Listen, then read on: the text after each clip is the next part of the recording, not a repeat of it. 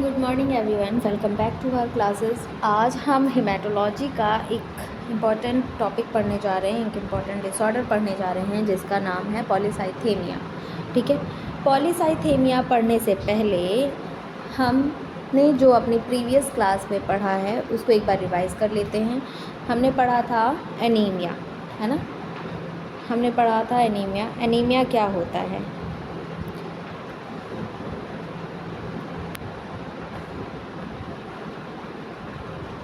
Anaemia क्या है? Anaemia एक ब्लड डिसऑर्डर है जिसमें ब्लड में हीमोग्लोबिन की क्वांटिटी, रेड ब्लड सेल की नंबर या ब्लड की ऑक्सीजन कैरिंग कैपेसिटी नॉर्मल से कम हो जाती है। नॉर्मली हम लोग एनीमिया को किससे रिलेट करते हैं कि ब्लड की कमी हो गई, ठीक है, खून की कमी हो गई तो एनीमिया हो गया। लेकिन ब्लड में भी हीमोग्लोबिन की मात्रा अगर कम हो गई, आरबीसी की मात्रा, हीमोग्लोबिन में आरबीसी की मात्रा कम हो गई, अमाउंट कम हो गया, तो क्या होता है? ऑक्सीजन कैरिंग कैपेसिटी उसकी कम हो जाती है, जिसे हम क्या कहते हैं? एनीमिया कहते हैं। ठीक है, अगर मैं आपको इसे बताऊं तो अगर मैं आपसे कहूं कि हमारे ब्लड में आरबीसी और हीमोग्लोबिन का मेजर काम ऑक्सीजन को लंग से बॉडी के डिफरेंट टिश्यू तक पहुंचाना है।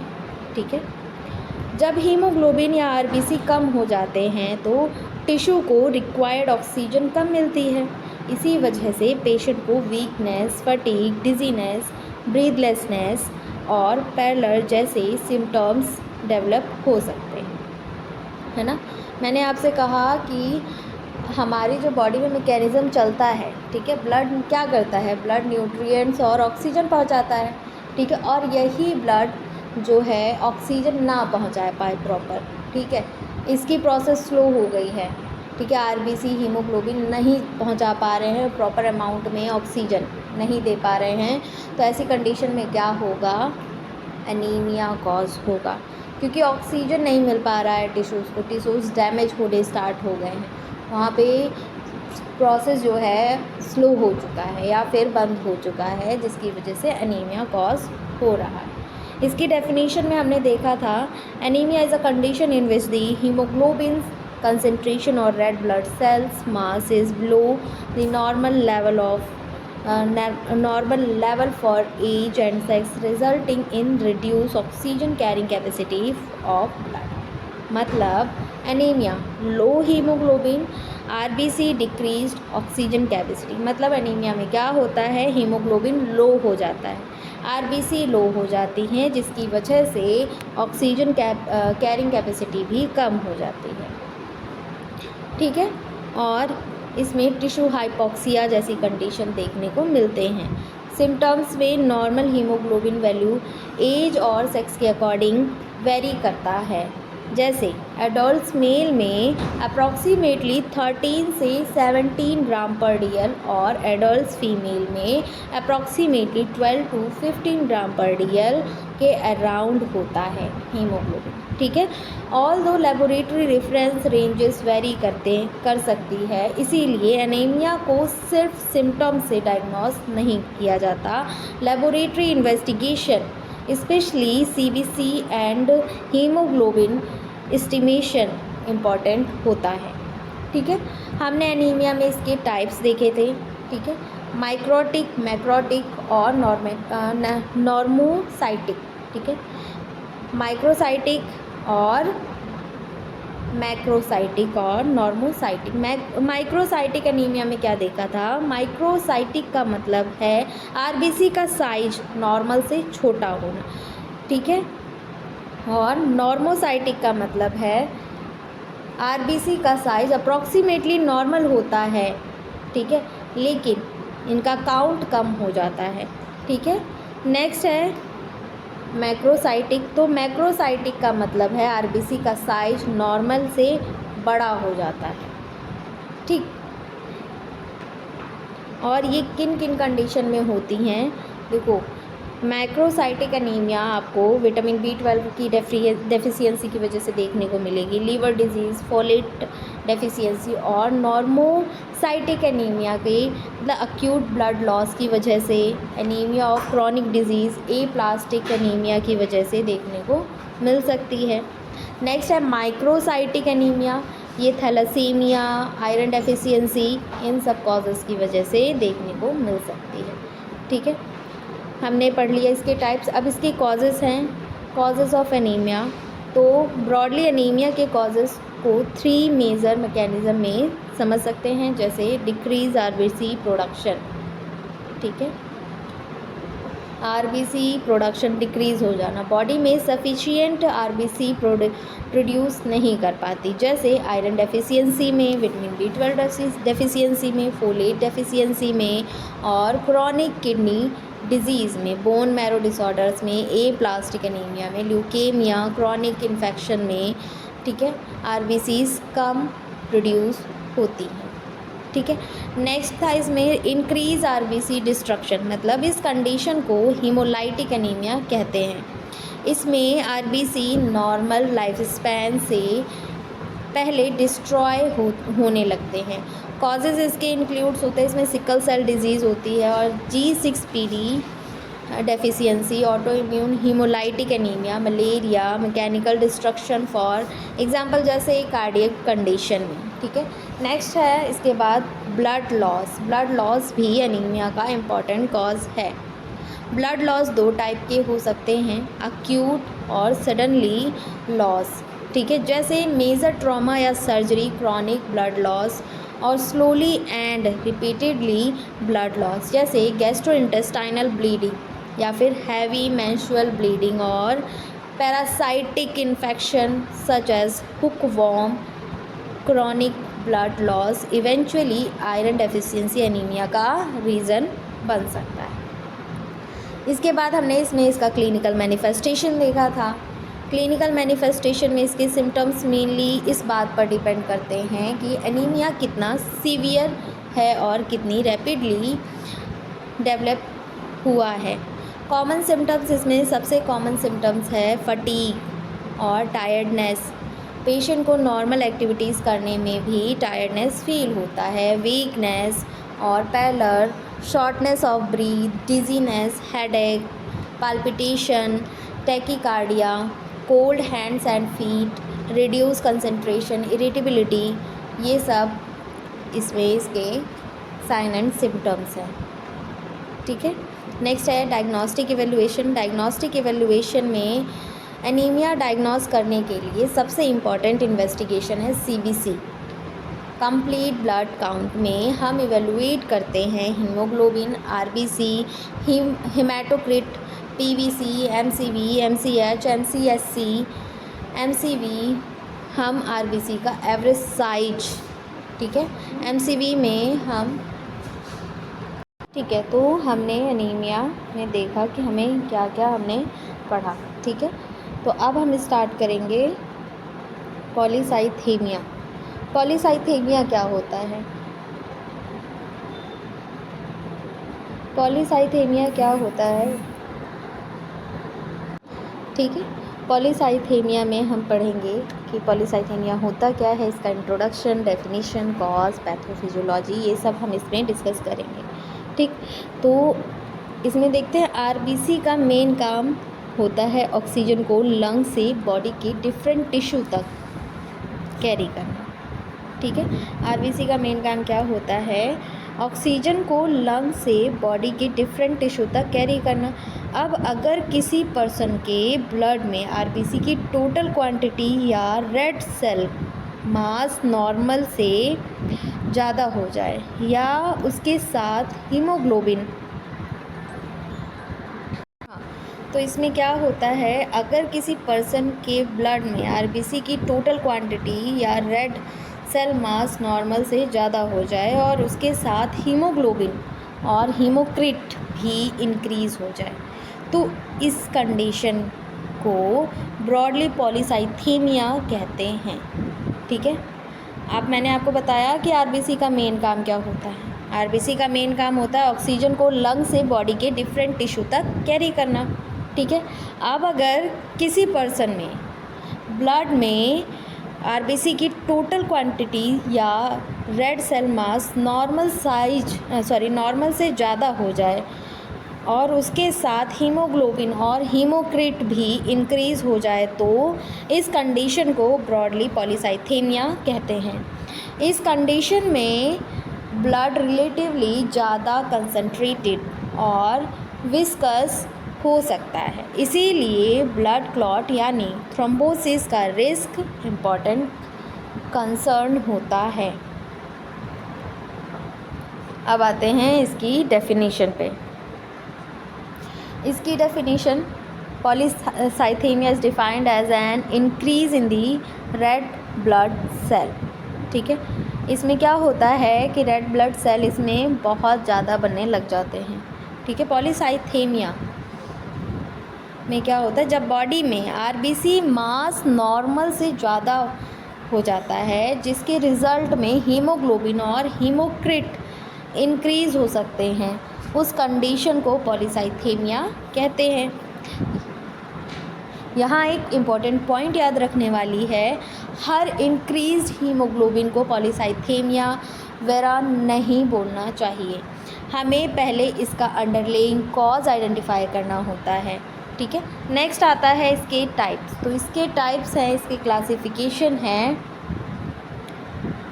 Primary polycythaemia. ठीक है, प्राइमरी पॉलीसाइथेमिया में क्या होता है,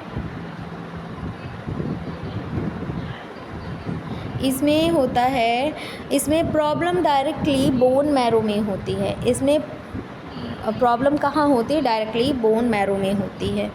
ठीक, इसका मोस्ट इम्पॉर्टेंट एग्जाम्पल मैं आपको बता दे रही हूँ, polycythaemia vera PV.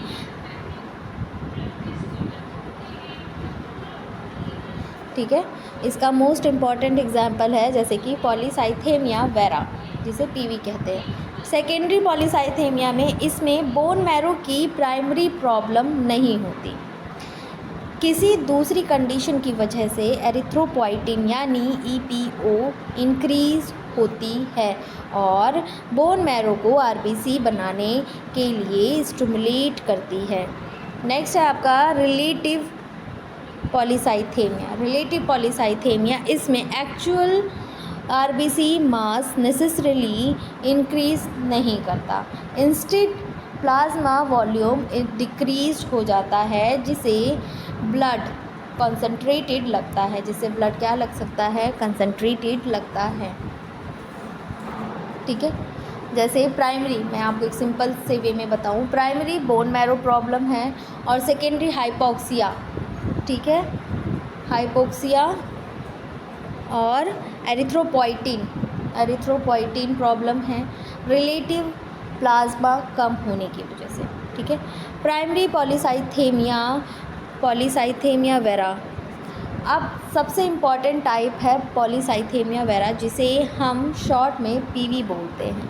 Polycythaemia vera एक माइलोप्रोलिफरेटिव नियोप्लाज्म है। हाँ, तो इसके बाद हम थे पॉलीसाइथेमिया वेरा, जिसे माइलोप्रोलिफरेटिव नियोप्लाज्म है। ठीक है, ये क्या है, माइलोप्रोलिफरेटिव नियोप्लाज्म। अगर मैं इसे सिंपल में आपको बताऊं तो इसका मतलब है कि बोन मैरो में ब्लड सेल की प्रोडक्शन एबनॉर्मल वे से इंक्रीज़ हो जाती है। इसमें कॉमनली JAK2 म्यूटेशन इन्वॉल्व होती हैं। ठीक है, JAK2 एक सिग्नलिंग प्रोटीन है जो ब्लड सेल प्रोडक्शन पाथवे में रोल प्ले करती है। ठीक है, अगर JAK2 पाथवे एबनॉर्मली एक्टिव हो जाए तो बोन मैरो अननेसेसरी अमाउंट में ब्लड सेल प्रोड्यूस कर सकता है, जिसके रिज़ल्ट में आरबीसी प्रोडक्शन इंक्रीज़ हो जाएगा, हीमोग्लोबिन इंक्रीज़ हो जाएगा, हीमोक्रिट इंक्रीज़ हो जाएगा और ब्लड विस्कोसिटी भी इंक्रीज़ हो जाएगी और ब्लड विस्कोसिटी बढ़ने की वजह से थ्रोम्बोसिस का रिस्क इंक्रीज़ हो सकता है। पॉलीसाइथेमिया वेरा में सिर्फ आरबीसी ही नहीं, कई पेशेंट्स में डब्ल्यूबीसी और प्लेटलेट भी इंक्रीज़ हो सकती है।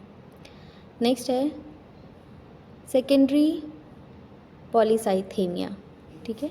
सेकेंडरी पॉलीसाइथेमिया में क्या होता है, इसमें प्रॉब्लम बोन मैरो की नहीं होती, बॉडी में कोई ऐसी कंडीशन होती है जिसकी वजह से एरिथ्रोपोइटिन लेवल इंक्रीज़ हो जाता है। देखो, इसमें बोन मैरो की कोई भी प्रॉब्लम नहीं होती, लेकिन इसमें बॉडी की ऐसी कोई कंडीशन होती है जिसकी वजह से एरिथ्रोपोइटिन लेवल इंक्रीज़ हो जाता है।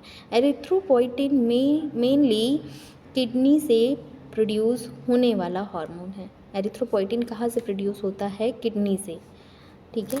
इसका मेन फंक्शन है बोन मैरो को स्टिमुलेट करना, ताकि वो आरबीसी प्रोड्यूस करे, ठीक है, ताकि वो क्या करे, आरबीसीज प्रोड्यूस करे। अगर बॉडी को ऑक्सीजन कम मिल रही है तो बॉडी कंपनसेट करने के लिए एरिथ्रोपोइटिन प्रोडक्शन इंक्रीज़ कर सकती है, ठीक है। इसका पाथवे, जैसे मैं आपको बता दूं, इसका पाथवे हाइपोक्सिया हुआ। हाइपोक्सिया से क्या हुआ, एरिथ्रोपोइटिन इंक्रीज़ हो गया, ठीक है। और फिर बोन मैरो स्टिमुलेशन हुआ, वो भी इंक्रीज़ हो गया, ठीक है। फिर आरबीसी भी इंक्रीज़, फिर पॉलीसाइथेमिया जैसी कंडीशन अकर होगी। सेकेंडरी पॉलीसाइथेमिया के कॉजेज़ हो सकते हैं chronic lung disease, chronic hypoxia, high altitude, cyanotic congenital heart disease, sleep related breathing disorder, smoking, carbon monoxide exposure, या फिर कुछ किडनी डिजीज़, ठीक है। और तो सेकेंडरी पॉलीसाइथेमिया में हमें अंडरलाइंग कॉज फाइंड करना बहुत इम्पॉर्टेंट है। नेक्स्ट है रिलेटिव पॉलीसाइथेमिया। अब थर्ड टाइप में रिलेटिव पॉलीसाइथेमिया है, इसको हम सीरियस पॉलीसाइथेमिया भी कह सकते हैं। इसमें एक्चुअल आरबीसी मास नेसेसरली इंक्रीज़ नहीं करता। प्रॉब्लम होती है प्लाज्मा वॉल्यूम के डिक्रीज़ की वजह से। प्रॉब्लम किसकी वजह से होती है? प्लाज्मा वॉल्यूम की डिक्रीज़ की वजह से। जैसे अगर किसी पर्सन को सीवियर डिहाइड्रेशन हो जाए, बॉडी का फ्लूइड लॉस हो जाता है, ठीक है, प्लाज्मा वॉल्यूम डिक्रीज़ हो जाता है, ब्लड कंसंट्रेटेड हो जाता है, और हेमाटोक्रिट रिलेटिवली इंक्रीज़ हो सकता है। हेमाटोक्रिट रिलेटिवली इंक्रीज़ हो सकता है, इसीलिए प्लाज्मा डिक्रीज़ हो जाएगा। हेमाटोक्रिट रिलेटिवली इंक्रीज़ हो सकता है, जिसमें इसीलिए प्लाज्मा डिक्रीज़ हो जाता है, ब्लड कंसंट्रेशन इंक्रीज़ और रिलेटिव पॉलीसाइथेमिया होता है। इसके कॉजेज़ में डिहाइड्रेशन और एक्सेसिव फ्लूइड लॉस इम्पॉर्टेंट है। नेक्स्ट है इसका पैथोफिजियोलॉजी, ठीक है। अभी देखते हैं इसकी पैथोफिजियोलॉजी कैसे है। तो पैथोफिजियोलॉजी, अगर प्राइमरी पॉलीसाइथेमिया है, अगर मान लीजिए कि पॉलीसाइथेमिया प्राइमरी है, ठीक है, तो इसमें JAK2 एबनॉर्मेलिटी होगी, फिर उसके बाद बोन मैरो प्रोलिफरेशन होगा, इसके बाद आरबीसी प्रोडक्शन जो है इंक्रीज़ हो जाएगा। अगर सेकेंडरी पॉलीसाइथेमिया है तो हाइपोक्सिया होगा पहले, ठीक है, इसके बाद एरिथ्रोपोइटिन लेवल इंक्रीज़ हो जाएगा, बोन मैरो स्टिमुलेशन होगा, फिर आरबीसी प्रोडक्शन इंक्रीज़ हो जाएगा। इसमें भी लास्ट यही होगा कि इसमें भी आरबीसी का प्रोडक्शन इंक्रीज़ हो जाता है, ठीक है।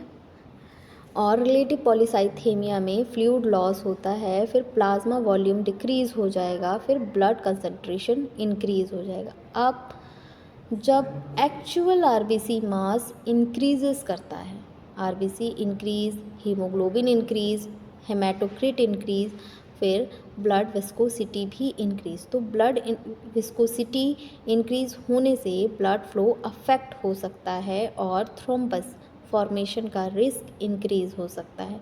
इसी वजह से पॉलीसाइथेमिया क्लिनिकली इम्पॉर्टेंट कंडीशन है, ठीक है।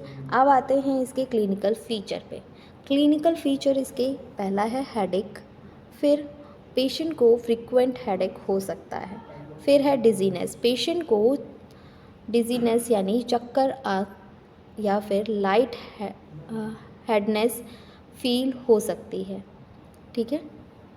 नेक्स्ट है वीक, फटीग, वीकनेस और फटीग, मतलब पेशेंट टायर्ड या वीक फील कर सकता है। विजुअल डिस्टर्बेंस, कुछ पेशेंट में विज़न रिलेटेड प्रॉब्लम हो सकती हैं। टिनिटस, कान में रिंगिंग या बजिंग टाइप सेंसेशन हो सकती है।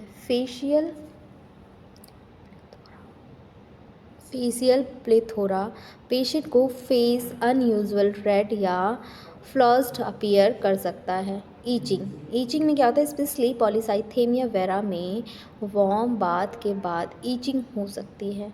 नेक्स्ट है हाइपरटेंशन, कुछ पेशेंट में ब्लड प्रेशर एलिवेटेड हो सकता है।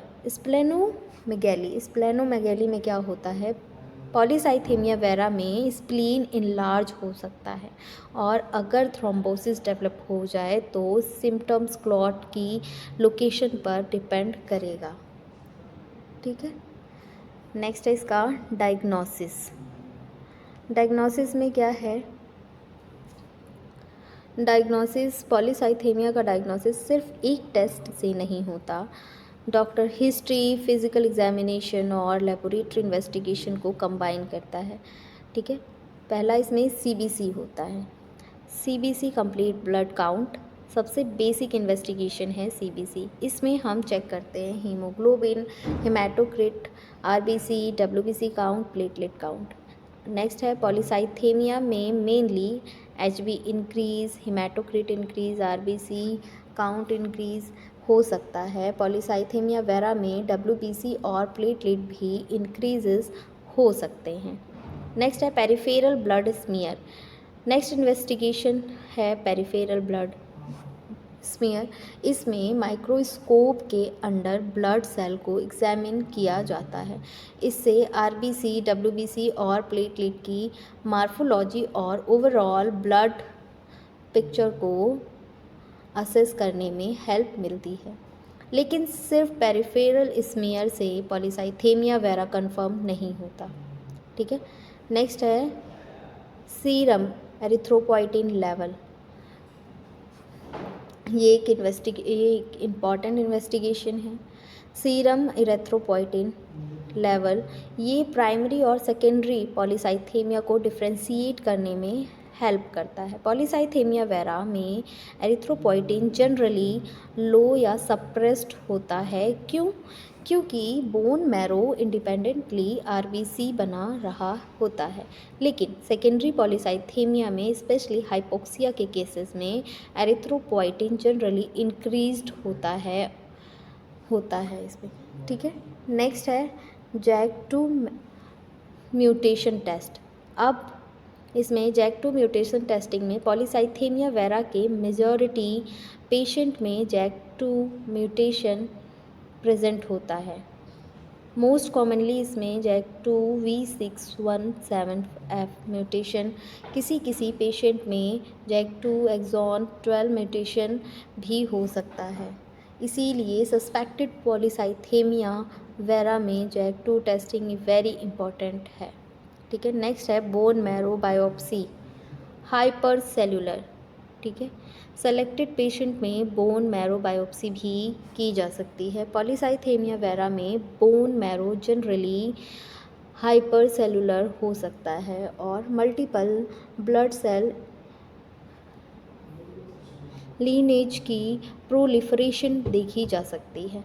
डायग्नोसिस को स्टेब्लिश करने के लिए डॉक्टर सीबीसी, एरिथ्रोपोइटिन, जैक2 टेस्टिंग और बोन मैरो फाइंडिंग्स को क्लिनिकल पिक्चर के साथ इंटरप्रेट करता है। नेक्स्ट है सेकेंडरी पॉलीसाइथेमिया की इन्वेस्टिगेशन। अब अगर हमें लगता है कि पेशेंट को सेकेंडरी पॉलीसाइथेमिया है तो हमें अंडरलाइंग कॉजेज़ फाइंड करने चाहिए। जैसे अगर क्रॉनिक लंग डिजीज़ है तो रेस्पिरेटरी इवैल्यूएशन की जाएगी।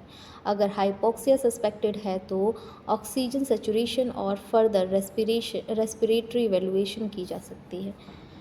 अगर किडनी डिजीज़ है तो रीनल इन्वेस्टिगेशन और हिस्ट्री में स्मोकिंग, हाई एल्टीट्यूड एक्सपोजर और मेडिसिन का भी असेसमेंट इम्पॉर्टेंट है। नेक्स्ट है इसमें इसका ट्रीटमेंट। ठीक है। अब इसके ट्रीटमेंट में आते हैं तो इसका ट्रीटमेंट है जनरल मेजर और स्पेसिफिक ट्रीटमेंट। ठीक है, ट्रीटमेंट कम्प्लीटली डिपेंड करता है कि पॉलीसाइथेमिया का टाइप क्या है और उसका कॉज क्या है। रिलेटिव पॉलीसाइथेमिया अगर डिहाइड्रेशन या फ्लूइड लॉस की वजह से है तो फ्लूइड बैलेंस करेक्ट करना इम्पॉर्टेंट है। सेकेंडरी पॉलीसाइथेमिया, इसमें अंडरलाइंग कॉज ट्रीट करना होता है। फॉर एग्जांपल, जैसे अगर क्रॉनिक हाइपोक्सिया है तो उस कंडीशन को एप्रोप्रिएट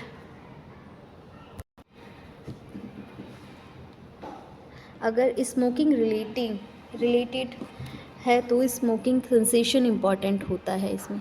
ठीक है, तो आज हम ट्रीटमेंट यहीं तक ही रखते हैं। इसके बाद हम अपनी नेक्स्ट क्लास में ट्रीटमेंट का जनरल मेजर और स्पेसिफिक ट्रीटमेंट कवर करेंगे। ठीक है क्लास, तो आज हम क्लास अपनी यहीं तक रखते हैं। क्लास इन करने से पहले आप लोगों के लिए एक नोटिस है। अगर आप